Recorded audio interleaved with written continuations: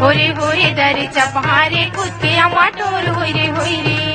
मुहा चमके पुण्य के चंदा कस पुण्य के चंदा ये बरतिया मन दिखते चंदवारे चंदवा होरे दर चपहारे खुद के अमाटोर होरे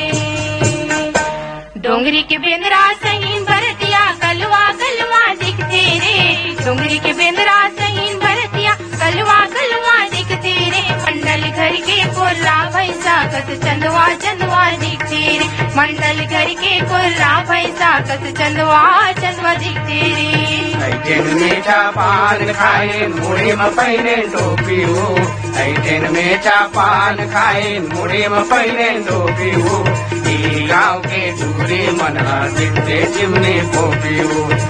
गाँव के दूरी मना दिखते चिमनी पोपी हो चंदवा चंदवा दिख तो सरगा तुर बहनी का हाल रे चंदवा चंदवा दिख तो सरगा तुर बहनी का हाल रे हो मन हाय अपन गाँव चिन्हावत होली चाल रे हो मन हाय अपन गाँव चिन्हावत होली चाल रे लाडू बब्ची बड़ा सुहारी दार भात हम खाबुन हो लाडू बब्ची बड़ा सुहारी दार भात हम खाबुन हो दुल्हनी बिहार पर आए हाँ मन तहुना संग ले जाबुन हो दुल्हनी बिहार पर आए हाँ मन तहुना संग ले जाबुन हो मधुरी मधुरी वागे सारो हो मोर दुल्हा बाबू तुम्हारे रनिया के अंगे जान डोले मधुरी मधुरी वागे सारो हो मोरे दुल्हने लोनी तुम्हारे रजवा के अंगे जान डोले तुम्हारे रनिवा के अंगे जान डोले ही धरा मेरे धारा में हो आओ मोरे दाई तेरे धारा में नहीं तो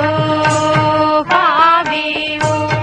आओ मोरे दाई तेरे धारा में नहीं तो पावे हो लागत रहे छूटे डारेगा आगा मोरे दादा तीनों तेरे के देते